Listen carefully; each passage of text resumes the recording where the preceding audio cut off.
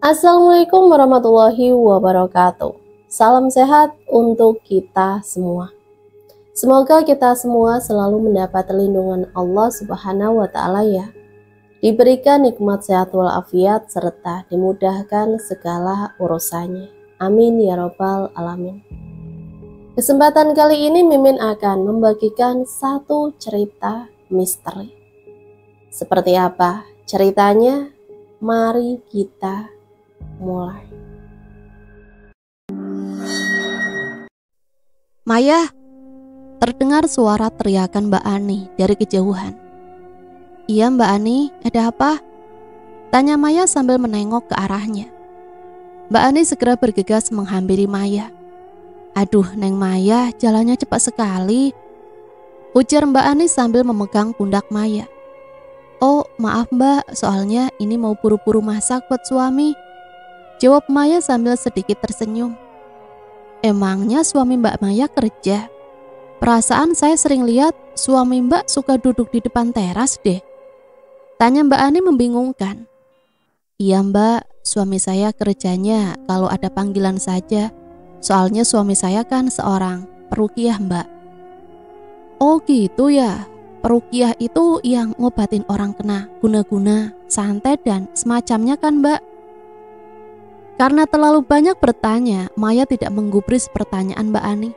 Yang terakhir menurutnya, pertanyaan-pertanyaan tersebut hanya akan membuang-buang waktunya saja jika harus menjawab hal-hal yang seperti itu. Maaf ya Mbak Ani, saya harus buru-buru, sambung lain waktu aja ya ngobrolnya, permisi, ujar Maya sambil mempercepat langkahnya. Sesamanya di rumah Maya, langsung menuju ke dapur untuk memasak semua belanjaan yang telah ia beli di warung sayur tadi. Saat melewati pintu kamarnya, Maya melihat sang suami, Zaki, telah bersiap-siap untuk berangkat.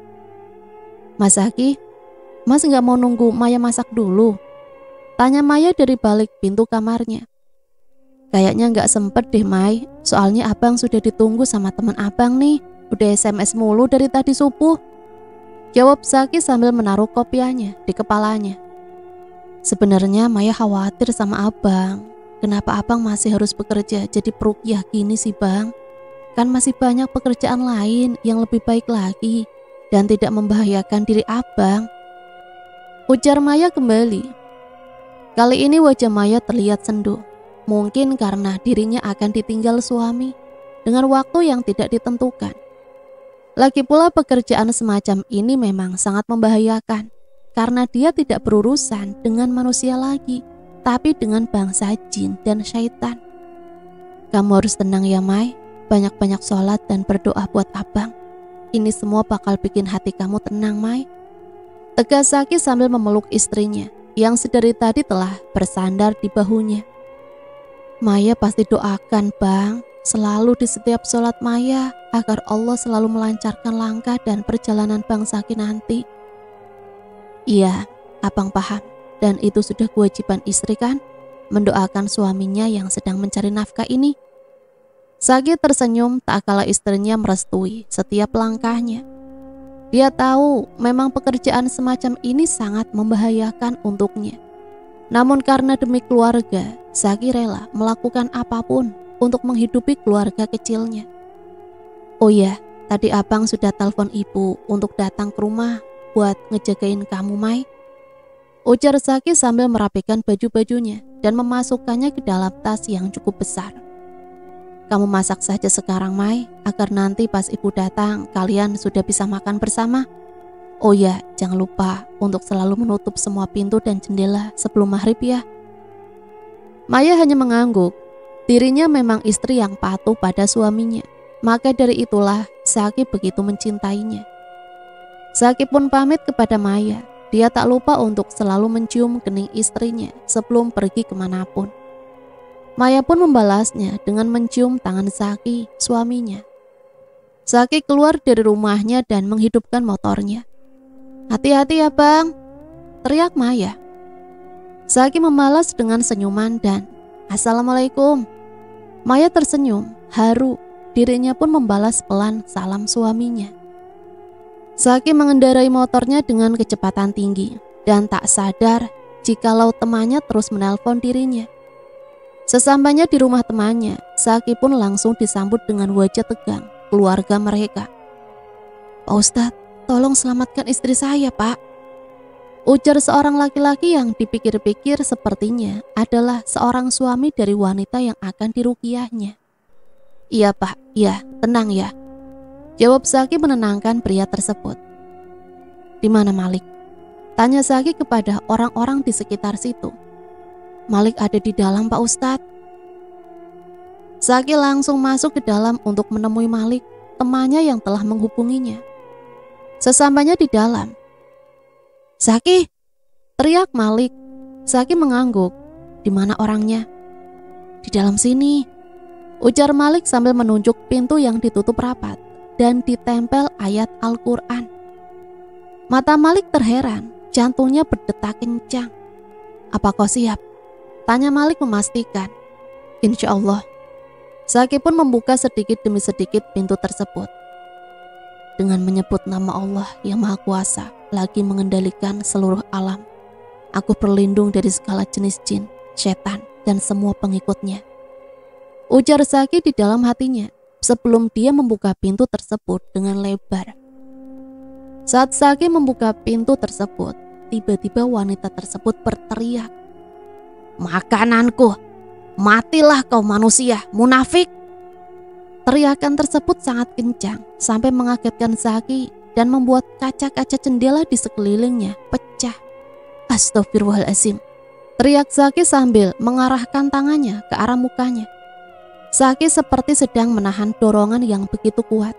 Ia paham bahwa energi yang dihasilkan dari teriakan jin tersebut membuatnya seolah terdorong. "Zaki, apa kau yakin bisa melakukannya?" tanya Malik memastikan. Zaki terdiam. Dia menurunkan tangannya dari wajahnya, mengangkat wajahnya dan melihat ke arah wanita tersebut. "Ya Allah, jin apa yang sudah merasuki dirinya? Aku tidak paham kenapa wajahnya bisa menjadi seburuk itu. Aku tidak paham, Ki.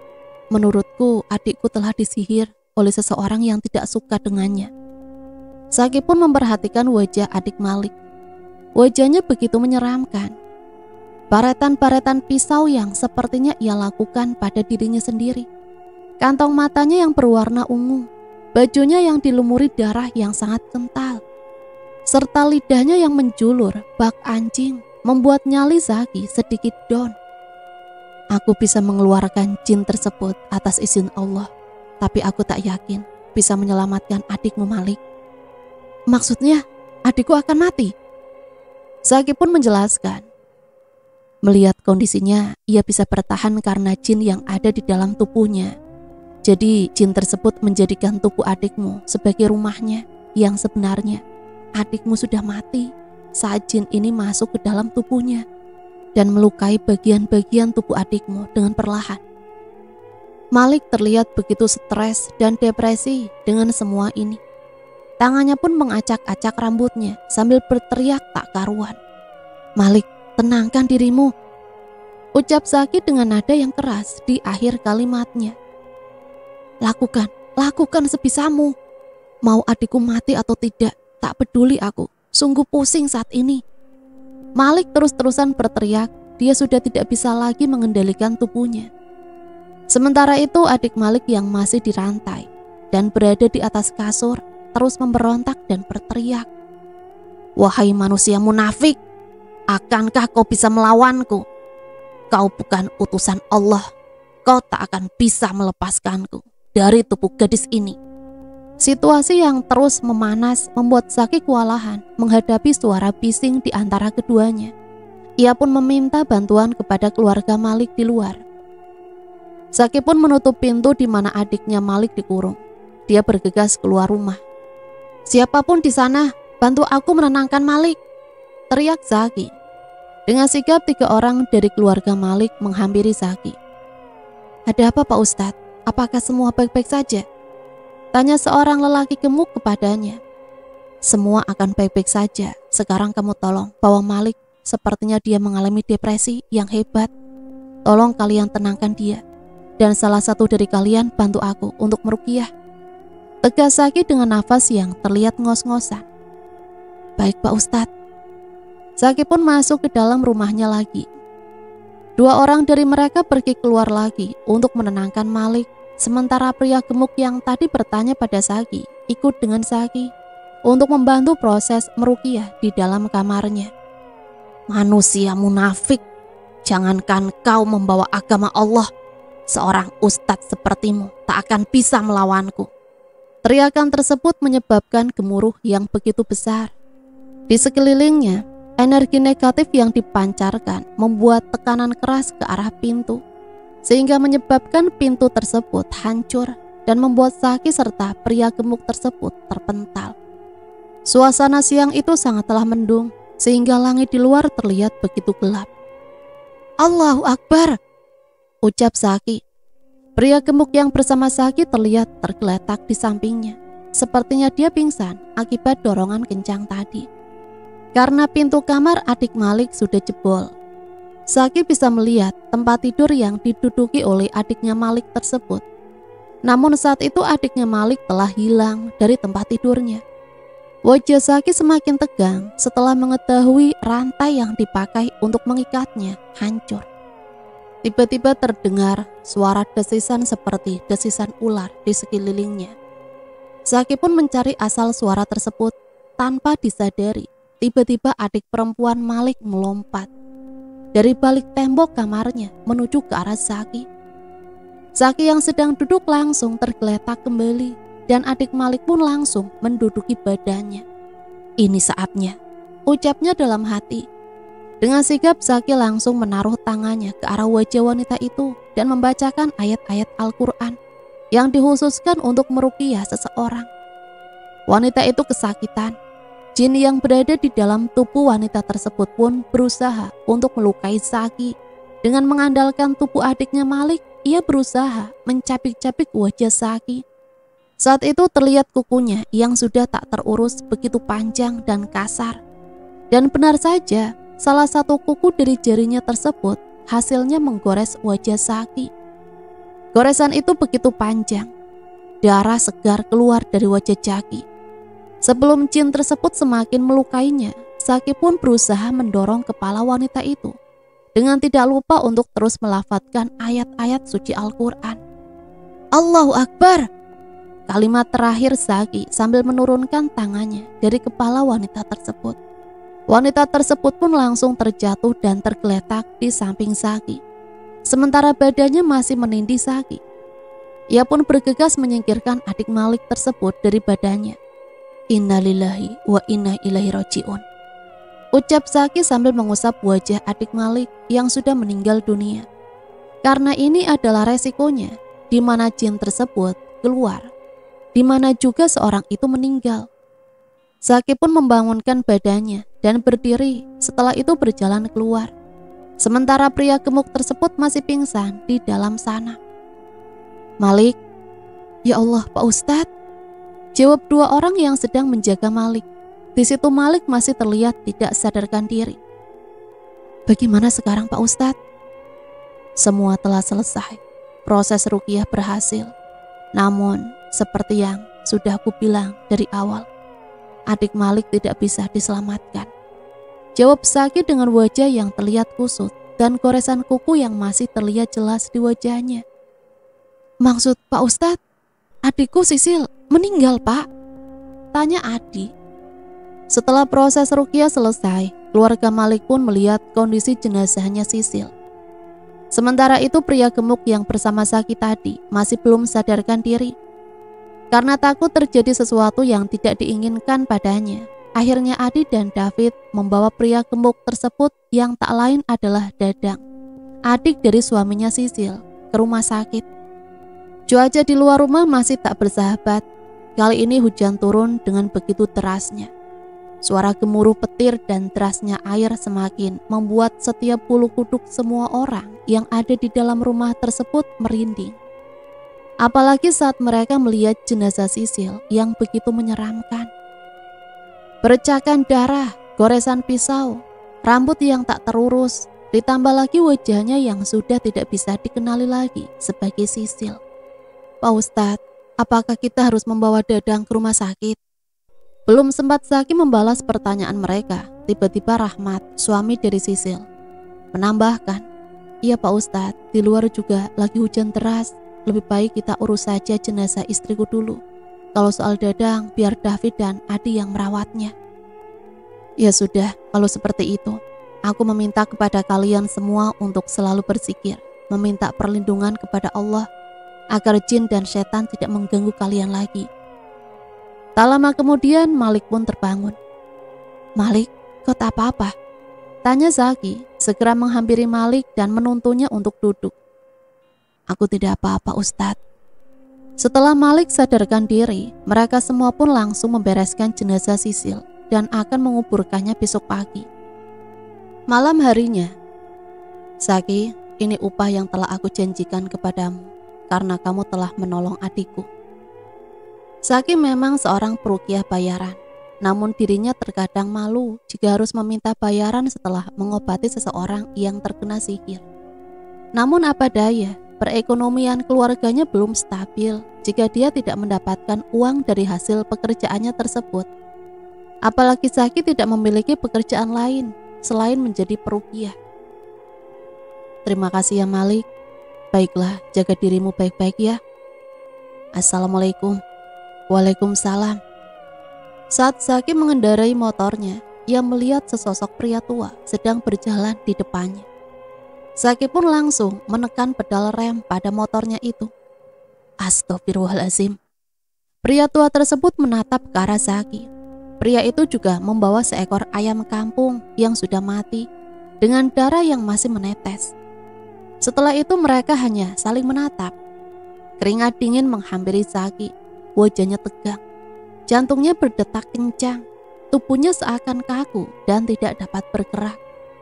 La haula wala quwata illa billahil aliyil azim, ucapnya dalam hati. Setelah itu Zaki kembali melanjutkan perjalanannya. Pikirannya terus dihantui oleh bayang-bayang dari sosok pria tersebut. Sesampainya di rumah, "Assalamualaikum, Maya." "Waalaikumsalam." "Iya sebentar mas." Sementara itu di tempat Malik. "Gimana bang keadaan Dadang sekarang?" tanya David kepada Malik. "Dia sudah sembuh, nanti juga akan pulang." "Oh iya bang, adik kemana?" tanya Malik. Mereka adalah 4 bersaudara, Adi, Malik, David, dan Sisil. Adi telah memiliki istri, namun istrinya meninggal dengan hal yang sama seperti Sisil. Pukul 15, Zaki mendapatkan pesan singkat dari Malik. "Zaki, aku butuh bantuanmu sekarang. Temui aku di dusun Pamanah." Setelah membaca pesan tersebut, Zaki kembali membenahi barang-barangnya. Zaki telah sampai di dusun Pamanah dan segera menemukan Malik. Saat itu Zaki menuju alamat yang diberikan oleh Malik. Sesampainya di alamat rumah tersebut, ia melihat rumah tua yang hanya dipasang lampu berwarna kuning dan redup. "Sebenarnya ada perlu apa kau memanggilku Malik? Apa ada yang mau ku ruqyah lagi?" "Ini bukan soal ruqyah lagi Zaki, ini soal Sisil." "Kenapa dengan dia?" "Tadi sore aku ke pemakamannya dan aku melihat ada seseorang yang membongkar makam adikku Zaki." "Maksudmu makam Sisil dibongkar? Tapi bagaimana dengan mayatnya?" "Aku belum mengeceknya lagi. Aku langsung kabur saat seseorang yang membongkar makam adikku itu mengetahui keberadaanku." Setelah pembicaraan itu, Zaki dan Malik segera bergegas pergi ke pemakaman Sisil untuk melihat kuburannya. Sesampainya di pemakaman, kuburan Sisil terlihat tergali. Timbunan tanah yang seharusnya menutupi liang kuburan ini telah tiada. Mayat Sisil pun lenyap dan tak berbekas. Ya Allah, sepertinya ini masih ada hubungannya dengan orang yang menyantet Sisil. Malik pun kemudian memberitahukan Zaki bahwa dirinya pernah melihat sosok pria tua bersama Sisil sebelum Sisil sakit parah akibat gangguan jin. Zaki langsung teringat dengan sosok pria yang dia temui di pinggiran jalan waktu itu. Apakah itu sesosok pria yang sama? Terdengar suara seseorang yang sedang muntah-muntah. "Maya, apa itu kamu nak?" teriak Bu Zainab sambil melangkah ke arah dapur. Karena posisi Bu Zainab yang ada di belakang Maya, ia belum bisa melihat apa yang sedang Maya lakukan. Namun ia hanya melihat Maya yang sedang tertunduk di tempat pencucian piring, sambil terus memuntahkan sesuatu dari mulutnya. "Maya, kamu kenapa, Nak?" Saat Bu Zainab sudah berada di belakang Maya, Bu Zainab pun menepuk pundak Maya. "Maya, kamu gak apa-apa kan?" tanya Bu Zainab pelan. Suasana yang hening dan hanya ada suara desisan angin membuat jantung Bu Zainab berdetak kencang. Tangannya pun bergetar, tak kalah saat memegang pundak Maya. "Ibu!" teriak keras Maya sambil memperlihatkan mulutnya yang penuh dengan darah, sampai membasahi bajunya. Darahnya sangat kental, merah kehitam-hitaman. Saat itu juga Bu Zainab terkejut. Wajahnya memucat, tak kalah melihat istri dari anaknya tiba-tiba teriak sangat kencang dengan ekspresi wajah yang menyeramkan. "Ya Allah, lindungilah aku dengan lindungan-Mu ya Allah. Jauhkan aku dari setan yang ingin menyelakaiku ya Allah," ucap Bu Zainab dalam hati. Namun doa-doa yang dipanjatkan oleh Bu Zainab belum juga menyadarkan Maya. Suara serak yang dilakukan oleh Maya semakin keras, suasana semakin mencekam, dan benar saja, dalam hitungan detik tiba-tiba Maya melompat ke arah Zainab. Namun Bu Zainab berusaha menghindar dari Maya, sampai akhirnya ia terjatuh. Bu Zainab berusaha membangunkan tubuhnya dan berdiri dengan perlahan. Dengan hati yang gundah, Bu Zainab bergegas menelpon Zaki untuk memberikan kabar atas kejadian yang baru saja dialaminya. "Assalamualaikum, Ibu, ada apa, Bu?" Maya Nak, Maya hilang," jawab Bu Zainab. Ibu Zaki dengan nafas yang berat dan perkataan yang terdengar bergetar. Maksud Ibu bagaimana Maya bisa hilang, Bu?" "Pokoknya kamu harus pulang sekarang juga. Sekarang ini darurat, Nak. Kamu harus melihat semua ini. Nanti Ibu akan ceritakan semuanya di rumah." Setelah mendengar penjelasan ibunya, Zaki segera membenahi tasnya dan segera pergi ke rumah ibunya. Namun saat ia ingin pamit dengan Malik, ia tidak melihat Malik ada di dalam rumah. Malik, kemana Malik? Sudahlah." Tanpa pikir panjang, ia segera keluar dari rumah tersebut dan bergegas menaiki motornya. Ia berpikir mungkin Malik pergi ke rumah saudaranya untuk menjenguk Dadang, adik Rahmat, suami Sisil, yang baru saja pulang dari rumah sakit. Pelang bertuliskan Dusun Agon telah dilihatnya. Kini Zaki memasuki kawasan tersebut. Jam menunjukkan pukul 12 malam, waktu yang sangat sepi ditemani oleh angin yang dingin dan berhembus sangat kencang. Walaupun sudah menggunakan jaket yang cukup tebal, namun Zaki masih dapat merasakan aura-aura negatif di sekelilingnya. Kala itu gerimis sudah mulai turun, yang semakin membuat suasana perjalanan Zaki menjadi lebih mengerikan. Sementara itu Bu Zainab, ibu Zaki, masih menunggu kehadirannya. Kini ia hanya mengurung diri di kamarnya. Bu Zainab seperti mengalami syok yang begitu hebat. Mulutnya tak berhenti untuk melafadzkan doa-doa dan meminta perlindungan kepada Allah. Tiba-tiba pintu kamar Bu Zainab ada yang menggedor-gedor. Suaranya cukup keras sampai membuat Bu Zainab semakin ketakutan. "Zaki, apa itu kau, Nak?" tanya Bu Zainab sambil membangunkan tubuhnya dari tempat tidur. "Zaki, apa kau sudah sampai?" Saat Bu Zainab mendekat ke arah pintu, suara gedoran pintu tersebut semakin keras, membuat nyali Bu Zainab turun dan rasa ketakutannya semakin besar. Ia berusaha melawan semua itu dengan memberanikan diri untuk membuka pintu kamarnya. Dia perlahan membuka lebar pintunya, tangannya yang bergetar dengan ekspresi wajah yang masih terlihat panik atas kejadian yang baru saja ia alami, semakin membuat keringat pada tubuhnya keluar begitu deras. "Zaki," ucap Bu Zainab pelan sambil melebarkan pintu kamarnya. Namun saat pintu tersebut telah terbuka lebar, tidak ada seorang pun yang terlihat di luar, apalagi untuk menggedornya. "Astagfirullahaladzim," ucap Bu Zainab sambil terus bersikir dengan tasbih yang ia bawa. Karena hawanya semakin membuat bulu kuduknya merinding, Bu Zainab segera menutup kembali pintu kamarnya. Namun belum sampai ia menutupnya, Maya tiba-tiba mengagetkan Bu Zainab. Muka Maya yang masih penuh darah, bajunya yang sudah robek tak karuan, serta hijab yang ia kenakan sudah lepas, sehingga rambutnya terurai acak-acakan. Dengan mendadak muncul di depan wajah Bu Zainab. Maya bergelantungan di depan pintu, layaknya seekor kelelawar. Sontak saja wajah Maya yang sangat dekat dengan Bu Zainab membuat Bu Zainab berteriak histeris dan segera lari menjauhi Maya. Maya pun tidak diam, begitu saja ia merayap bagaikan cicak mengelilingi kamar Bu Zainab. "Maya, kamu kenapa, Nak?" Tiba-tiba jin yang merasuki Maya tertawa melihat Bu Zainab yang begitu ketakutan. "Kamu takut, Ibu? Bagaimana kalau aku membunuhmu?" Ucapan Maya kali ini semakin membuat Bu Zainab ketakutan. Ia pun merangkak mundur menjauhi Maya. "Kematianmu sudah dekat," ucapnya lagi. Sambil memegang tongkat tersebut, Maya mulai mendekati Bu Zainab dan mengarahkan tongkat kayu tersebut ke arah tubuhnya. "Maya, istighfar Mai, ingat Allah." Jin yang merasuki Maya malah tertawa dengan keras. Ia sangat suka jika melihat manusia sangat ketakutan saat berhadapan dengannya. Kini Bu Zainab tersender di lemari baju. Dirinya tidak dapat mundur kembali. Sementara itu Maya semakin dekat dengannya.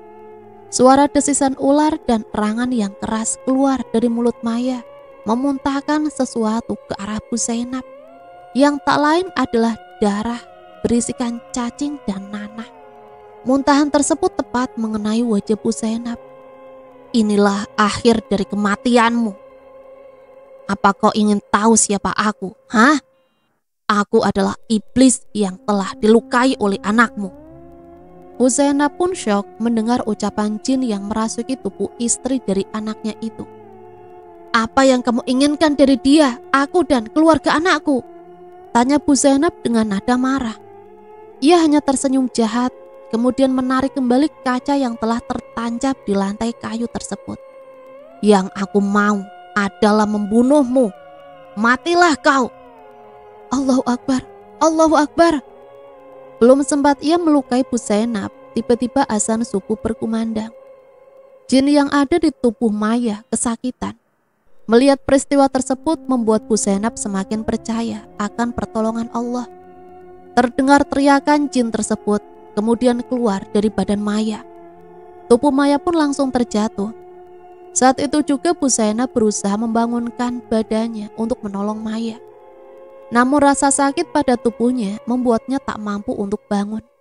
Badannya lemas, kepalanya bertambah pusing. Ditambah lagi darah yang masih terus keluar dari kepalanya. Sementara itu Zaki pun tiba-tiba terbangun dari tidurnya saat mendengar azan subuh. Ya, karena hujan, Zaki meneduh sebentar, tapi ternyata ia ketiduran. "Astagfirullahaladzim, aku ketiduran." Wajahnya panik tak kala ia melihat jam menunjukkan pukul 4:30. Ia langsung berpikir tentang ibunya. Pikirannya makin tak karuan. "Lebih baik aku sholat subuh dulu sebelum kembali melanjutkan perjalanan." Kemudian ia menghampiri warga di situ. Sebelum ia mencari masjid, tiba-tiba pemilik rumah tersebut keluar sambil membawa sajadah dan juga mukena. "Loh, kamu siapa? Ngapain kamu di depan rumah saya kayak maling saja?" "Maaf Bu, maaf sekali lagi, saya minta maaf. Saya tadi numpang berteduh karena hujan lebat. Pas saya berteduh saya sampai ketiduran di kursi Ibu. Sekali lagi maaf ya Bu, saya juga nggak enak kalau harus mengganggu Ibu dengan mengetuk pintu. Karena kan memang sudah malam juga. Jadi saya pikir malah nantinya saya mengganggu waktu istirahat Ibu." Wanita tersebut tidak bertanya apapun lagi kepada Zaki. Ia terus memperlihatkan mimik wajah yang sinis kepadanya, lalu pergi meninggalkan Zaki. Sesampainya Zaki di musola, Zaki mendengar warga setempat sedang membicarakan kematian seorang wanita. "Tahu nggak, Buleha yang judes itu kemarin malam mati bunuh diri di danau." Setelah menguping pembicaraan tersebut, kemudian ia menghampiri warga itu. "Buleha itu yang tinggal di rumah sana?" tanya Zaki sambil menunjuk arah jalan menuju rumah wanita yang ia jadikan tempat berteduh semalam. Iya mas, benar. Mati bunuh diri? Tidak mungkin. Saya baru saja berbincang sama beliau tadi sebelum saya berangkat ke sini. Ujar Zaki penuh keheranan. Kamu orang mana ya mas? Saya kok belum pernah lihat kamu sebelumnya. Oh, saya Zaki mas. Jadi tadi malam saya berteduh di rumah tua di tepi jalan sana. Dan saat subuh tadi saya bertemu wanita tua juga.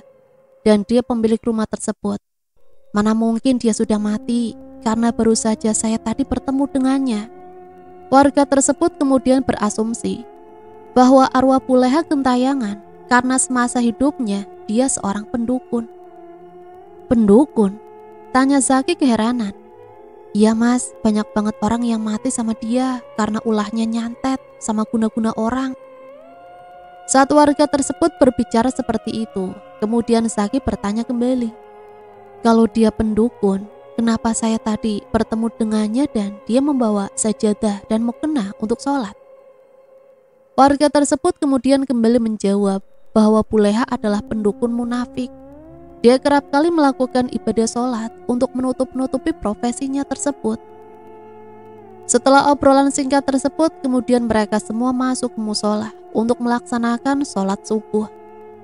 Singkat cerita, sesampainya Zaki di rumah, ia terkejut melihat jendela rumah ibunya sudah pecah.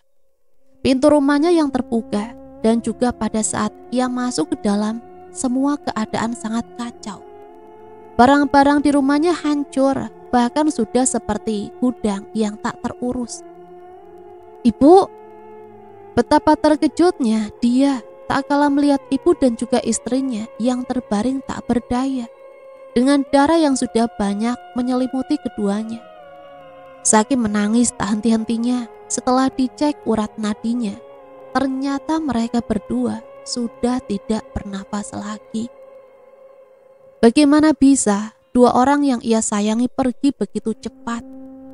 Saat melihat jenazah sang istri, yaitu Maya, Zaki melihat keganjilan di mana wajah Maya sama persis seperti Sisil. Maksudnya di sini adalah semua bekas luka dan juga memar di wajahnya, sama persis kondisi Sisil saat itu. Setelah itu Zaki pun berasumsi bahwa yang dimaksud ibunya saat itu adalah Ining. Maya disihir sama seperti Sisil, ujar Zaki dalam hati. Setelah itu Zaki pun segera mengurus jenazah mereka. 1 bulan kemudian, setelah kejadian itu, Zaki seakan trauma dan dirinya bertekad tidak akan mau mengobati orang-orang lagi yang terkena gangguan jin atau sihir dan santet sekalipun. Namun kala itu Malik, teman yang sudah dianggap seperti keluarganya sendiri, kembali menghubungi Zaki. Zak, aku mau minta bantuanmu lagi, kali ini sangatlah serius. Bantuan apa Malik? Kalau soal meruqyah lagi, aku tidak mau. Kau kan sudah tahu tentang itu. Zaki, aku mohon sekali Zaki. Adikku David, kali ini ia mengalami gejala yang sama seperti Sisil waktu itu. Apakah kamu mau membantuku? Karena kau memaksa, baiklah. Itulah percakapan terakhir Zaki dengan Malik sebelum ia menutup handphonenya. Zaki terus berpikir, ia harus mencari cara agar dapat menghilangkan rasa trauma pada dirinya. Ia sepertinya masih terbayang-bayang dengan jasad Maya dan ibunya yang mati secara tidak wajar akibat jin tersebut. Di mana adikmu Malik? Dia di kamar. Zaki berjalan menunjuk kamar tersebut. Ia sangat keheranan karena pintu yang tulisan-tulisan Arab tersebut sama persis saat ia hendak meruqyah Sisil. Ada apa? Apa kau yang menempelkan ini Malik? Iya, aku yang menempelkannya. Kenapa kau lakukan ini? Astagfirullahaladzim. Terbangun Zaki dari tidurnya dengan wajah yang terlihat pucat, disertai dengan nafas yang begitu berat. Mimpi apa ini? Tanyanya dalam hati. Ia teringat ia ketiduran usai mengerjakan sholat duha tadi. Kemudian Zaki terus beristighfar, mengagungkan nama Allah. Setelahnya ia berdiri dan mencari handphonenya. Ia menelpon Malik. Halo, Assalamualaikum Malik. Ya, waalaikumsalam Zak. Ada apa telepon lagi? Sepertinya aku tidak bisa Malik. Aku tidak bisa. Tidak bisa kenapa? Ayo bantu sahabatmu ini. Pikiranku sedang kacau melihat adikku seperti ini, Zaki. Hanya kamu yang bisa melakukannya, ujar Malik memohon. Baiklah, izinkan aku untuk menemui Adam, Ustadz pendamping yang akan membantuku untuk menyelesaikan kasus ini. Aku butuh waktu 3 hari sebelum aku mengobati adikmu, Malik.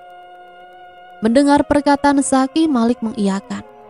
Setelah itu Zaki bergegas membenahi semua barang-barangnya. Ia akan menemukan Adam, sahabat lamanya, yang sama bertugas sebagai peruqyah. Untuk sampai ke kediaman Adam, ia harus menempuh jarak yang lumayan jauh. Karena rumah Adam berada di desa Bejo, sekitar 5 jam untuk sampai ke sana, jika ia menggunakan motor. Zaki pun memutar pedal gasnya dan bergegas pergi meninggalkan rumah ibunya yang sudah sepi dan tak ada penghuninya. Jam menunjukkan pukul 15. Ia pastikan akan sampai di desa Bejo sekitar 3 jam lagi. Kemudian Zaki berhenti sejenak di salah satu musola untuk menunggu sholat asar. Kamu Ustadz Zaki? Tanya seorang lelaki yang ternyata adalah pengurus musola tersebut. Zaki pun mengangguk keheranan. Kenapa dia bisa tahu nama aku? Pergi dari musola ini, pembunuh! Teriaknya keras. Pengurus musola tersebut kemudian melemparkan sebuah koran berisi berita tentang dirinya. Seorang ustadz telah membunuh seorang wanita yang disinyalir terkena gangguan sihir. Setelah membaca koran tersebut, ia terkaget. Jantungnya berdegup kencang, ditambah sedikit keringat keluar dari keningnya. Berita ini salah, Pak. Saya tidak membunuh dia. Dia memang telah meninggal setelah saya mengeluarkan jin yang bersarang pada tubuhnya. Itu artinya dia meninggal karena sihir, bukan karena saya. Halah, sihir apa sihir?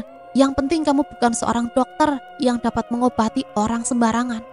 Kamu ini hanyalah seorang pembunuh berkedok ustadz. Dia patut dibunuh, lempari dia dengan batu. Jadikan musolah ini saksi bahwa kita telah membunuh musuh Allah. Bunuh dia. Mas, bangun mas, sudah asar. Allahu Akbar. Terkagetnya Zaki saat pundaknya ditepuk oleh seorang jamaah yang hendak sholat asar. Aku ketiduran lagi dan kali ini aku mimpi buruk lagi. Ya Allah, pertanda apa ini? Ucapnya dalam hati. Setelah itu Zaki kembali mengambil wudhu untuk melaksanakan sholat asar. Usai sholat ia duduk di luar musola sembari memakai sepatunya. Kamu orang baru di sini? Tanya seseorang dari arah belakang Zaki. Oh bukan kek, saya hanya istirahat sejenak di sini. Kebetulan perjalanan masih cukup jauh, jadi saya sempatkan sholat asar dulu, takut gak sempat. Oh, memangnya kamu mau kemana? Tanya lagi lelaki tua tersebut. Rambutnya yang sudah agak memutih, ditambah sorban yang melilit lehernya, dan sajadah yang diurai di pundaknya, membuat terlihat seperti seorang ustadz juga. Saya mau ke desa Bejo kek. Ada urusan yang harus saya selesaikan di sana. Desa Bejo, kamu jangan ke sana, nak. Memangnya kenapa, kek? Kamu belum tahu cerita terbaru dari desa itu? Belum, kek. Desa itu sekarang menjadi desa penyembah setan. Akibat perbuatan seorang ulama besar yang dulunya sangatlah agamis. Namun setelah ia berkuasa, ia mengubah segalanya. Ulama yang kamu maksud itu apakah Adam? Aku tidak tahu namanya, tapi dia masih terlihat muda. Aku sarankan agar kamu mengurungkan niatmu untuk pergi ke sana. Mendengar perkataan tersebut membuat Zaki semakin penasaran. Namun tekadnya untuk pergi ke sana harus ia selesaikan. Aku akan tetap ke sana. Kakek-kakek tersebut kemudian berjalan dan pergi meninggalkan Zaki. Sebelum ia pergi, ia berpesan, aku sudah memperingatkan kamu, nak. Ia mengendarai motornya lagi dan melewati perjalanan yang cukup terjal. Namanya juga desa, jalanannya tidak terlihat bagus, apalagi di sekelilingnya masih dibatasi dengan semak belukar. Jam pun telah menunjukkan pukul 18:05. 15 menit lagi ia akan sampai di desa Bejo. Sebelum sampai di desa Bejo, tiba-tiba Zaki bertemu dengan Adi. Ia pun memberhentikan motornya. Astagfirullahaladzim, Adi, sedang apa kamu? Tubuh Adi berlinangan darah, terlihat bekas cambukan di sekujur tubuhnya. Betisnya bolong seperti disundut oleh besi panas. Ia merangkak dan tak berbicara. Bibirnya pucat, wajahnya babak belur seperti habis dipukuli oleh puluhan orang. Ia hanya mengerang kesakitan. Biar ku bantu. Sak, aku mohon, kamu jangan ke desa Bejo. Di sana banyak orang zalim. Ini yang mereka perbuat padaku. Ujar Adi sambil terbata-bata dalam berbicara. Saki pun berpikir sejenak. Ia bingung ingin memilih lanjut atau langsung pergi ke rumah Malik membawa kakaknya ini. Aku sepertinya sekarat, teriak Adi. Kepanikan semakin dirasakan olehnya. Ia pun memutuskan untuk pergi ke rumah Malik, menghantarkan adiknya ini. Ia berpikir lebih baik segera membawa adik ke rumah sakit di sana, daripada dia harus mementingkan egonya. Kala itu hari semakin malam dan gelap, Saki terus melaju dengan kecepatan yang sangat tinggi. Ia merasa bahwa Adi harus segera mendapatkan pengobatan. Saki telah melewati pelang bertuliskan Dusun Pamanah, yang artinya sebentar lagi ia akan sampai ke rumah Malik. Namun saat Saki sedang melihat kaca spion motornya, ia tiba-tiba melihat mulut Adi menganga, mengeluarkan darah dari mulutnya, disertai lidahnya yang menjulur panjang seperti ular yang akan memangsa korbannya. Lidahnya tersebut menjulur sampai melilit leher Saki. Astagfirullahaladzim, Adi, apa yang kau lakukan? Mata Adi malah semakin melotot dan tiba-tiba ia memuntahkan lintah dan juga kelabang dari dalam mulutnya. Dan semua itu mengenai badan Saki. Wajah Saki semakin panik, matanya melotot tak kalah binatang-binatang tersebut merayap. Darah yang kental disertai bau busuk keluar terus-menerus dari mulutnya. Saki terus memegang lidah Adi dan berusaha sekuat tenaga untuk melepaskannya. Ya Allah yang maha mendengar doa-doa hambanya, aku memohon dengan pertolonganmu, aku memohon dengan kekuatanmu, bantulah aku, jauhkanlah sihir yang sedang berusaha melukaiku, aku meminta kepadamu ya Allah, tiada daya dan upaya melainkan pertolonganmu. Allahu Akbar, ucap Saki sambil menarik lidah Adi, dan semua atas izin Allah, lidah itu pun putus. Dan dengan cepat Saki berlari menjauhi Adi. Astagfirullahaladzim. Saki terus berzikir, nafasnya terdengar berat. Ia sangat kelelahan akibat kejadian tersebut. Entah Saki berlari sudah sampai sejauh mana. Sampai akhirnya ia melihat rumah. Ia menghampiri rumah tersebut. Ini kan rumah milik kakeknya Malik. Iya, aku tahu persis. Saki pun langsung bergegas menelpon Malik agar ia dapat membantunya. Namun tidak ada jawaban darinya. Ia terus melihat ke arah semak belukar di depannya. Walaupun ia sudah berada di teras rumah, rasa kekhawatiran tersebut terus menghantuinya. Apakah Adi mengikutiku? Saat Saki terus-menerus melihat ke arah depan, tiba-tiba seseorang memukulnya dari arah belakang dan Saki pun pingsan tak sadarkan diri. Saat Saki membuka matanya, saat itu kepalanya masih terasa pusing dan ngilu. Penglihatannya pun masih kabur dan tidak jelas. Ia memegang bagian belakang kepalanya. Pukulannya yang sangat keras membuat tubuhnya terasa berat. Di mana ini? Setelah itu ia baru menyadari tubuhnya diikat di sebuah kursi. Badannya berusaha melepas ikatan tersebut, namun apa daya? Ikatan yang terlalu kencang menyulitkannya untuk bergerak. Saki berusaha memegang tali yang mengikatnya.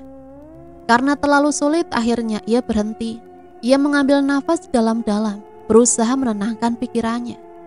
Saat ia terdiam di kursi, tiba-tiba mayat Maya, istrinya, yang masih terbungkus kain kafan yang sudah kusam akibat tanah merah dan juga sebagian wajahnya yang sudah dimakan rayap, serta binatang lainnya ada di hadapannya. Saki pun sangat syok saat melihat mayat istrinya. Siapa yang melempar mayat istriku? Teriak Saki begitu keras. Ruangan tersebut begitu pudar. Hanya ada lampu kuning redup di atas kepalanya yang menyinari dirinya. Sementara itu di sekelilingnya sangatlah gelap. Tiba-tiba keluarlah seorang kakek-kakek tua dari sudut ruangan yang gelap gulita itu. Zaki Abdul Ihsan. Benar kan? Tanya kakek tua tersebut kepadanya. Siapa kau? Dan apa maumu? Kenapa wajah kamu terlihat begitu takut, wahai Ustadz? Jawab kakek itu sambil berjalan ke arahnya dan menampakkan siapa dirinya. Astagfirullahaladzim, kau kan? Kakek tua tersebut masih membawa ayam kampung yang telah terpotong kepalanya. Darah segar terus menetes ke lantai tak kala kepala ayam tersebut bergerak. Kau yang aku pernah temui waktu itu kan? Ada urusan apa kau denganku? Tanya Zaki kepadanya. Wajahnya semakin pucat, terlihat keringat terus mengucur deras dari arah dahinya. Aku tidak ada urusan denganmu, tetapi, jawab kakek tua tersebut sambil tersenyum. Aku yang punya urusan denganmu, teriak seseorang dari balik sudut ruangan yang gelap. Siapa kau? Kenapa Pak Ustadz? Takut? Suaramu seperti tak asing di telingaku. Tunjukkan jati dirimu, iblis. Zaki pun menoleh kembali ke mayat istrinya. Manusia kafir, kembalikan mayat istriku ke kuburannya lagi. Bentak Zaki. Kau pikir kau tidak kafir, Pak Ustadz? Kau lihat seberapa kuat kau menghadapi semua ini. Kalau kau memang seorang peruqyah, coba ruqyah semua iblis yang ada di dalam tubuh orang-orang ini. Tiba-tiba terlihat Adi, kakaknya Malik, didorong masuk oleh kakek tua tersebut. Sambil dipegang rantainya, bak anak anjing yang hendak dibawa pergi. Adi, ucap Zaki dengan begitu terkejut. Kondisi Adi masih sama seperti apa yang ia lihat. Jin telah merasuki tubuhnya. Kemudian terlihat David, adiknya Malik, didorong masuk ke dalam dan memperlihatkan kondisi yang sama. Mereka, Adi dan David, layaknya seperti binatang. Suaranya mendesis dan mulutnya terus menganga, seakan ingin mencengkram mangsa di depannya. Saat melihat keduanya, jantung Zaki langsung berdetak begitu kencang. Kakinya gemetar dan tubuhnya seakan kaku tidak bisa bergerak. Ya Allah, tolong aku ya Allah. Sekarang aku akan membuatmu seperti mereka, Zaki. Aku akan membuka gerbang iblis yang sangat kuat dan jahat untuk merasuki badan kau, sehingga engkau akan membuat kerusakan di bumi ini layaknya iblis. Engkau akan menjadi bagian dari mereka dan masuk neraka bersama-sama. Ujar kakek tua tersebut sambil tertawa. Hatimu seperti iblis, kaulah yang pantas bersamanya. Teriak Zaki begitu kencang. Sekarang aku sudah siapkan ritualnya. Kenapa mukamu begitu tegang, wahai Ustadz Zaki? Berdoalah, semoga Tuhanmu menolongmu. Tambahnya lagi sambil tertawa begitu keras. Kau memang benar-benar iblis. Kau tidak mempunyai hati. Hidupmu sesat. Allah akan menolongku. Aku percaya itu. Aku tidak pernah takut dengan manusia sepertimu. Saat itu kakek tua tersebut kemudian meminum darah ayam kampung beserta rambut Zaki. Ia pun kembali membacakan mantra. Terbukalah gerbang iblis. Saat itu tiba-tiba kepala Zaki terasa berat dan pusing. Wajahnya memucat dan bibirnya terlihat sangatlah kering dan pecah-pecah. Terdengar teriakan sesosok iblis berwajah hancur dan matanya buta di depan wajah Zaki. Kemudian iblis tersebut berusaha membuka mulut Zaki. Saat Zaki dipaksa membuka mulutnya, iblis tersebut kemudian masuk ke dalam tubuh Zaki melalui mulutnya, dan seketika mata Zaki pun langsung melotot. Zaki yang telah dirasuki oleh iblis jahat suruhan kakek tua tersebut kini mengikuti setiap perintah dari kakek-kakek itu. Bagus, bagus, kerjamu sangat bagus Ki Marno, ucap sesosok pria yang dari tadi menonton Ki Marno dan Zaki dari balik sudut ruangan yang gelap. Apa yang akan kita lakukan sekarang? Aku sudah mengendalikannya.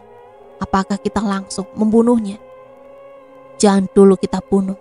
aku masih belum puas dengan ini. Aku ingin Zaki membunuh sahabatnya terlebih dahulu yang ada di desa Bejo sana. Kalau begitu, sekarang kita ke sana. Pukul 12 malam. Astagfirullahaladzim. Terdengar Adam sedang beristighfar di kamarnya. Suara apa itu? Sepertinya berasal dari loteng rumah. Aminah, Aminah, apa itu kau?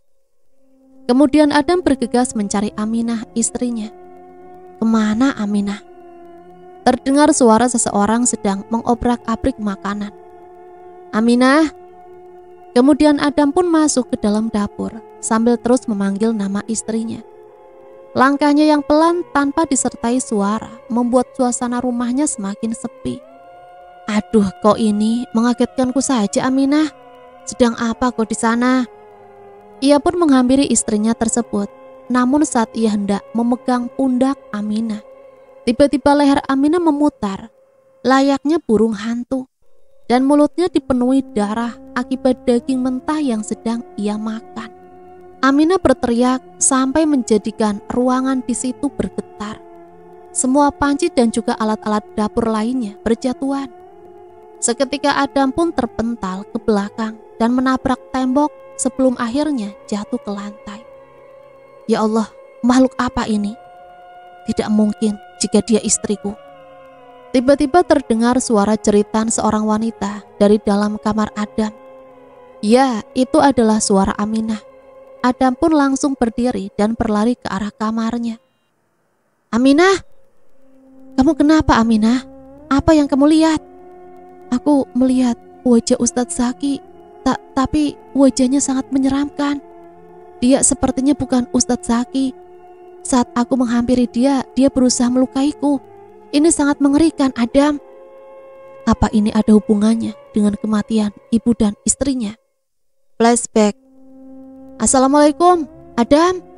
Teriak seseorang dari balik pintu rumahnya. Waalaikumsalam. Adi, ada apa? Jawab Adam sambil membuka pintu untuknya. Ini gawat, Adam. Gawat kenapa? Adikku David, dia mengalami sakit yang sama seperti Sisil. Aku mohon padamu, apakah kamu bisa mengobatinya? Aku sudah tahu itu, Adik. Tadi Zaki menelponku. Katanya dia akan menemuiku malam ini. Dia juga menceritakan bahwa dia membutuhkan bantuanku untuk meruqyah seseorang. Sekarang aku tahu, ini pasti kasus yang sama. Jadi Zaki juga mau menolong adikku? Bukankah dia sudah trauma dan berhenti menjadi seorang peruqyah? Aku tidak tahu kalau soal itu. Kemungkinan besar adikmu Malik yang memaksanya. Kau kan tahu sendiri, Zaki itu orangnya tidak enakan, apalagi sama teman dekatnya. Ya sudah, kalau begitu aku pulang dulu ya. Tidak ingin mampir dulu, Adi. Gak usah, Dam, nanti merepotkan. Lagi pula aku harus menjaga adikku. Terima kasih sebelumnya. Assalamualaikum. Zaki, dia sampai sekarang belum juga menemuiku. Apa mungkin Zaki? Aminah terus menggigil ketakutan. Bibirnya yang bergetar layaknya orang kedinginan semakin membuat Adam resah. Tiba-tiba plafon rumah Adam jebol, dan saat Adam menyinari plafon yang jebol tersebut, dengan senternya ia mendengar suara desisan ular. Sedikit demi sedikit ia menurunkan cahaya senter tersebut dari atas sampai ke bawah. Dan betapa terkejutnya Adam saat cahaya senter tersebut menyinari sesosok pria dengan tubuh besar sambil merangkak, dan kepala serta rambutnya yang dipenuhi dengan darah serta pundaknya yang membesar layaknya onta. Astagfirullahaladzim, siapa kau iblis? Setelah itu sesosok pria tersebut pun memperlihatkan wajahnya dengan mulutnya yang menganga serta lidahnya yang panjang. Santapan yang lezat. Zaki, Adam terkejut bukan main. Kini wajah Adam dan Zaki sangatlah dekat. Bahkan Adam dapat melihat mata Zaki yang berwarna putih. Walaupun suasana di dalam begitu gelap, matanya yang terkesan menyala membuat Adam dapat melihatnya. Senter yang dibawa oleh Adam pun jatuh tak kala Zaki mencekik dirinya. La haula wala quwata illa billah, teriak Adam. Dan Zaki pun melempar Adam sampai keluar jendela. Jin itu sungguh kuat. Ia telah mengontrol semua pikiran Zaki. Ucap Adam dalam hatinya. Kita harus pergi dari sini Aminah sebelum Zaki menyerang kita lagi. Benar saja, belum beberapa meter Adam dan sang istri berjalan. Tiba-tiba Zaki melompat dengan kencangnya menuju mereka berdua. Tangannya pun telah siap mencengkram. Kau mau mengusirku? Kau akan mati terlebih dahulu, ujar jin yang berada di dalam tubuh Zaki. Kemudian ia menggigit tangan Adam sampai sobek, dan darah segar pun langsung keluar dengan derasnya. Aminah pun segera mengambil buku yang diberikan oleh Adam dari saku celananya. Tangan Aminah sangat bergetar tak kala ia membuka lembaran buku kecil tersebut. Aminah, cepat kau bacakan ayat-ayat itu. Aku akan memulai proses ruqyahnya. Aminah pun mulai membacakan ayat-ayat suci Al-Quran dan juga doa-doa penangkal setan yang telah ditulis sebelumnya oleh Adam. Belum sempat Adam berdiri, Zaki pun tiba-tiba kembali sambil membawa batu yang sangat besar. Batu itu ditimpahkannya ke tubuh Adam yang sedang tergeletak. Bang Adam! Teriak Aminah sambil menangis histeris saat melihat sang suami merintih kesakitan. Dan tak berdaya, tak kala batu besar tersebut memukul keras bagian perutnya. Ia berlari berusaha untuk menghampiri sang suami dan segera menolongnya. Namun apa daya, tiba-tiba Zaki kembali merangkak dan dengan cepat menghantam tubuh Aminah hingga terjatuh. Sementara itu Adam berusaha menyingkirkan batu besar yang menindih badannya. Astagfirullahalazim, ucapnya sambil terus mendorong batu tersebut. Sekarang kau akan mati Adam. Suara nafas Adam terengah-engah saat cengkraman Zaki terlepas dari lehernya. Aminah, kau! Ternyata Aminah baru saja menyelamatkan sang suami dari cekikan maut jin jahat yang berada di dalam tubuh Zaki. Sebelum ia mencekikan lebih dalam dan dapat membunuh suaminya, Aminah terlebih dahulu memukul pundak Zaki menggunakan batu besar bekas jin tersebut. Sekarang kita mulai proses ruqyahnya bang, sebelum dia terbangun lagi. Adam pun berjalan ke arah Zaki, kemudian memegang dahinya. Apa kau sudah siap Aminah? Singkat cerita akhirnya mereka berhasil meruqyah Zaki. Namun saat Adam dan Aminah hendak membawa Zaki pergi dari situ, tiba-tiba ia melihat. Aminah, coba lihat ke belakangmu. Ada apa Adam? Aminah pun menoleh ke arah belakang dan betapa terkejutnya ia tak kalah melihat Adi dan juga David yang tiba-tiba muncul dengan kondisi yang sama persis seperti Zaki. Apa maksud semua ini Adam? Sepertinya seseorang tidak membuka satu gerbang iblis saja, melainkan ia membuka gerbang yang lainnya. Maksudmu? Gerbang iblis dibuka sebanyak 3 kali. Entah berapa jin yang telah dikeluarkan oleh orang yang melakukan perbuatan keji seperti ini. Penyihir ada di sekitar sini. Dukun yang menyihir Zaki, dia juga menyihir Adi dan David. Maka dari itu, dukun tersebut berusaha membunuh kita. Karena dia tahu bahwa aku dan Zaki akan menghalangi rencana mereka. Mereka tahu jika aku dan Zaki bersatu, kekuatan kita akan bertambah besar.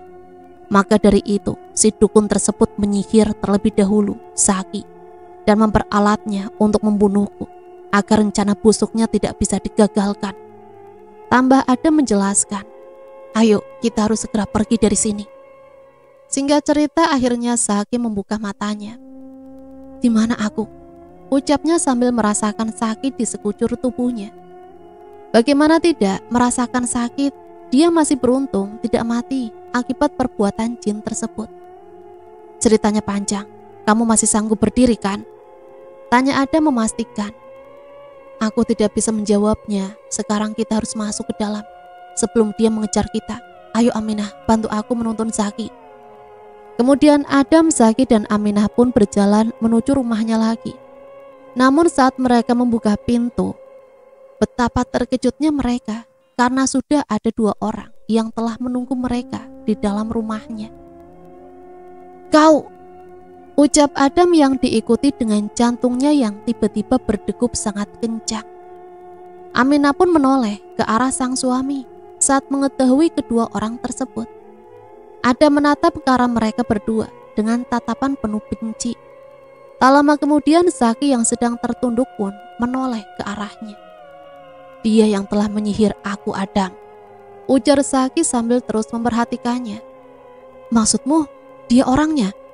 Ada urusan apa sampai ia melakukan ini padamu, Zaki?" Aku juga tidak tahu, Adam." Setelah itu kakek tua tersebut pun kemudian berbicara. "Kau masih belum menyadari, Pak Ustadz? Biar aku beritahu. Aku di sini sebagai dukun dan aku dibayar, maka mohon maaf kalau aku harus mencampuri urusan kalian. Siapa yang membayarmu?" Tiba-tiba pria berjubah hitam yang berada di sampingnya turut ikut bicara. "Aku." Saat mendengar jawabannya, Zaki serta Adam pun semakin kebingungan. Siapa sebenarnya pria yang ada di dalam jubah itu? Kenapa dengan wajah kalian semua bingung? Jika semuanya bisa diselesaikan dengan baik-baik, mungkin semua tidak akan terjadi.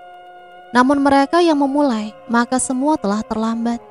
Kemudian Adam bergegas menuju ruang pribadinya. Sebelum ia meninggalkan Zaki dan Aminah, Adam berpesan, "Zaki, Aminah, apa kalian bisa menghadapi mereka semua?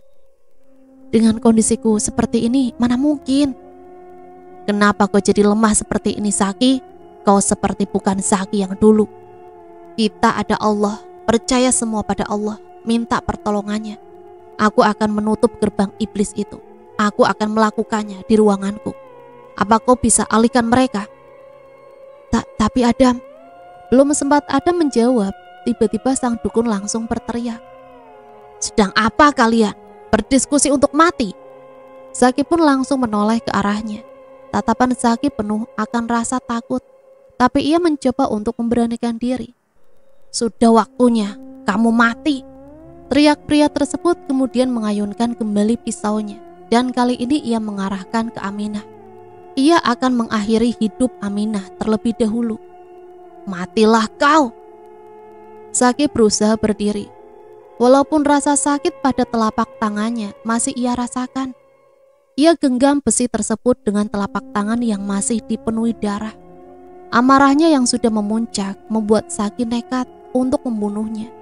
Tak peduli siapa itu orangnya, karena menurutnya merekalah yang telah membunuh keluarganya serta menghancurkan hidupnya. Kemudian Marno melemparkan benda tajam berupa pisau kecil yang sangat lancip. Ternyata itu yang sedari tadi dipegangnya. Pria berjubah itu menangkap pisau yang dilemparkannya. Kemudian ia memegang dua pisau sekaligus di tangan kanan dan juga kirinya. Tak lama-lama pria tua itu segera berlari ke arah Zaki, kemudian berusaha menusuk perutnya. "Zaki!" teriak Aminah. Saat Zaki melemah, ia tetap berusaha kuat.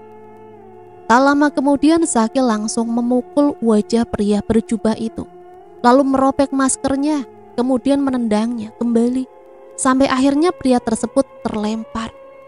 Pisau yang masih menusuk di pundaknya, kemudian ditarik paksa olehnya. Rasa sakit yang luar biasa. Masker yang telah dirobeknya memperlihatkan wajah dari pria tersebut. Dan betapa terkejutnya Zaki tak kalah mengetahui siapa dia. "Kau, Malik!" Saat itu Malik kembali berdiri sambil mengusap sedikit darah yang keluar dari pinggir bibirnya. Aminah yang melihat kejadian tersebut langsung bangkit dari tempatnya. "Malik, kenapa kau melakukan ini semua?" "Kau ingin tahu kenapa aku bisa membencimu? Karena kalian sudah mengetahui siapa aku akan jelaskan." Setelah itu Malik menjelaskan kenapa dia bisa melakukan ini semua. "Kau tahu Zaki, aku membencimu karena kamu merebut Maya dariku. Aku dulu menyukai Maya, bahkan Maya juga menyukaiku. Tapi semenjak keluargaku tidak merestui hubunganku dengannya, itu membuatku muak, terutama kepada saudara-saudaraku. Mereka melarangku untuk menikah dengan Maya, hanya karena Maya itu terlahir dari kalangan orang-orang miskin, sedangkan keluargaku terlahir dari orang-orang berada. Setelah hubunganku dengan Maya belum hancur, aku masih ingin menikahinya. Aku menunggu Maya dan berniat mengajaknya menikah. Aku tidak tahu apa yang membuatnya menolak ajakanku. Dan setelah aku selidiki, aku mendapatkan jawaban. Aku melihat engkau, Zaki, dan juga Maya menikah. Hatiku hancur saat itu rasanya. Ingin membunuh dan membalaskan dendam kepada saudara-saudaraku. Dan juga kau semakin menjadi-jadi. Sehingga akhirnya aku memutuskan untuk membunuh saudaraku satu persatu dengan caraku. Dengan cara bersekutu dengan iblis. Teriak Zaki. Sungguh aku tidak menyangka denganmu, Malik. Kita sudah menjadi sahabat puluhan tahun. Pantas saja saat aku memberi undangan pernikahan padamu kala itu, kau tidak datang ke pernikahanku. Ternyata ini alasannya. Benar sekali Ustadz Zaki Abdul Ihsan. Sekarang aku senang karena telah membunuh semua saudara-saudaraku. Tapi aku belum merasa puas jika belum membunuhmu. Aku sangat berterima kasih karena Marno, karena dialah yang mengajariku untuk memuja setan, sehingga aku bisa melancarkan rencanaku. Mendengar semua penjelasan Malik membuat Zaki semakin marah. Zaki sudah seperti orang kesurupan. Kemudian ia kembali mengangkat Malik yang tergeletak dan membantingnya lagi di lantai. Melihat Zaki seperti itu membuat Marno tidak tinggal diam. Kemudian dia mengambil sebuah pisau yang tergeletak di dekatnya. Setelah itu berlari ke arah Zaki dan langsung menusuknya. Pisau itu langsung menancap di perutnya. Beraninya kau melakukan ini kepada tumbalku, bisik Marno di telinga Zaki. Zaki terdiam tak kala pisau itu semakin dalam menusuknya. Mulut Zaki langsung mengeluarkan darah. Seketika badannya pun langsung lemas sampai akhirnya terjatuh dan tak sadarkan diri. Marno pun menarik pisau. Bercakan darah terlihat jelas menyelimuti pisau tersebut. Marno, apa maksudmu? Tumbal, tanya Malik padanya. Marno pun tertawa jahat tak kala Malik bertanya soal tumbal yang ia ucapkan. Kemudian ia berteriak dan menjelaskan semuanya kepadanya. Kau belum tahu Malik? Siapapun yang mengikuti ajaranku, memuja setan dan iblis, mereka akan menjadi tumbal dari iblis tersebut. Maksudmu? Bodoh sekali kau. Semua dendam dan juga cita-cita yang kau inginkan sudah tercapai, bukan? Sekarang saatnya kau akan kujadikan tumbal mereka sebagai persembahan misi hitam yang telah kau janjikan kala itu. Kau tidak memberitahuku tentang itu sebelumnya.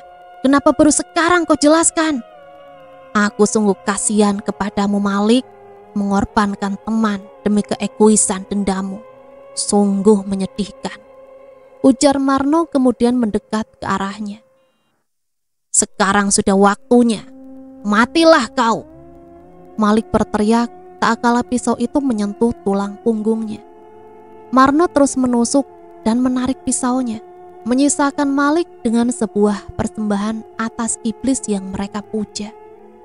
Sementara itu Aminah yang melihat peristiwa tersebut tidak tinggal diam. Ia kemudian perlahan-lahan menggenggam besi yang dibawa oleh Zaki tadi. Melihat Marno yang terus mencapik-capik tubuh Malik tanpa ampun, membuat Aminah berpikir bahwa bisa saja dia menjadi tumbal berikutnya. Tanpa pikir panjang, Aminah pun berdoa kepada Allah sebelum akhirnya ia berlari ke arah Marno, lalu memukul kepalanya menggunakan besi tersebut sampai Marno terjatuh. Melihatnya masih hidup membuat Aminah terus memukul kepalanya sampai darah segar tiba-tiba keluar begitu deras dari belakang kepala Marno. Aminah menghela nafas. Kemudian ia menangis dengan isaknya melihat apa yang telah ia perbuat. Ia terus beristighfar mengingat atas apa yang telah dilakukannya. Ya Allah, ampuni dosaku atas apa yang telah aku perbuat. Ucap Aminah terduduk kaku di atas lantai yang penuh akan darah. Aminah terus-menerus menangis sampai akhirnya tiba-tiba Adam sang suami datang. Adam pun menghampiri Aminah dan memeluknya. Pelukan di antara jasad-jasad yang telah mati membuat suasana semakin haru. Bagaimana kamu bisa keluar dari alam gaib, Dam? Ceritanya panjang. Ini semua sudah takdir Allah, semua atas pertolongannya. Sehingga cerita akhirnya, Adam dan Malik pun pergi ziarah ke makam Zaki dan juga Malik. Mereka pun berdoa untuknya. Mereka berharap Allah mengampuni atas segala kesalahan serta dosa-dosa Malik. Dan cerita selesai sampai di sini. Semoga cerita ini bisa menemani hari-hari teman-teman semua ya. Dan semoga ada pembelajaran yang bisa kita ambil dari cerita ini. Sampai di sini saya pamit undur diri, mohon maaf apabila banyak salah kata. Sampai berjumpa kembali di cerita-cerita misteri selanjutnya. Matur nuwun, wassalamualaikum warahmatullahi wabarakatuh.